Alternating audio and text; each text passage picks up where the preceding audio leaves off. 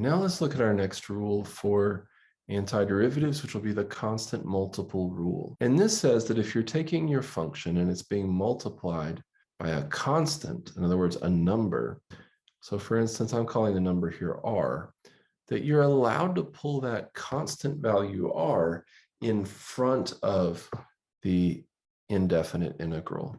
So basically, you can pull the constant out of an indefinite integral or antiderivative. So let's see what that would look like. Our first example is going to be find the indefinite integral of 2 times x to the 5.1. And the key insight here is that this 2 is just a number. It's a constant that's being multiplied by x to the 5 plus 1.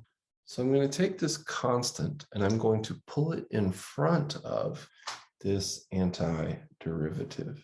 And then I'm now taking 2 times the indefinite integral of x to the 5 plus 1, which this is a power function. So I can apply power rule. And the power here is k equals 5.1. So this is 2 times 1 over 5 plus 1 times x to the 5.1 plus 1 plus c. So I can simplify this a little bit and rewrite this as 2 over 6.1 x to the 6.1 plus c. The important thing to note is that because 2 is a constant, I can pull it in front and then just proceed with the rest of calculation as normal. So what if we just had the indefinite integral of 3 dx? How would we do that?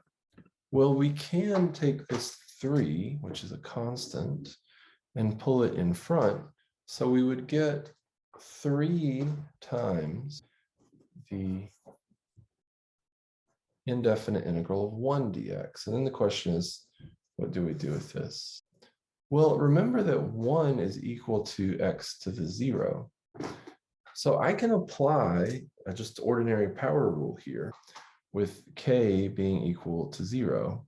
In other words, this indefinite integral of 1 becomes 1 over 0 plus 1 x to the 0 plus 1, or 1 times x.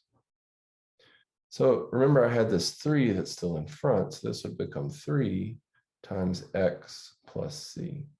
Now, some people are going to want to make this be its own rule, and you might see something like the integral of a number r dx is just equal to rx plus c.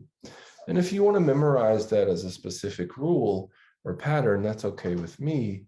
But really, this is where it's coming from, using constant multiple rule and treating 1 as x to the 0 for power rule. So another one that we might look at is the indefinite integral of 5 over square root of x.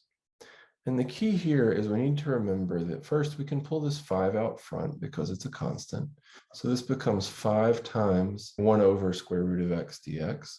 But then what do we do with this? Well, 1 over square root of x is the same thing as 1 over x to the 1/2. So it's the same thing as x to the negative 1/2. So once I rewrite it this way, now this becomes 5 times the definite integral of x to the negative 1/2 d. Now this k value is negative 1/2. So k plus 1 would be negative 1/2 plus 1, which is positive 1/2. So I'm just going to go forward with my power rule from here.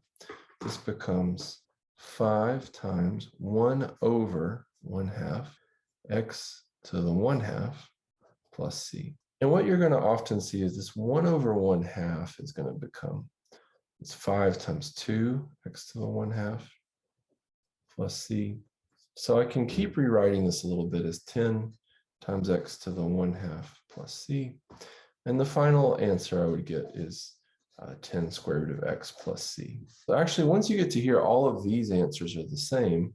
These are all algebraically equivalent, but the last one is the nicest. So let's go for that.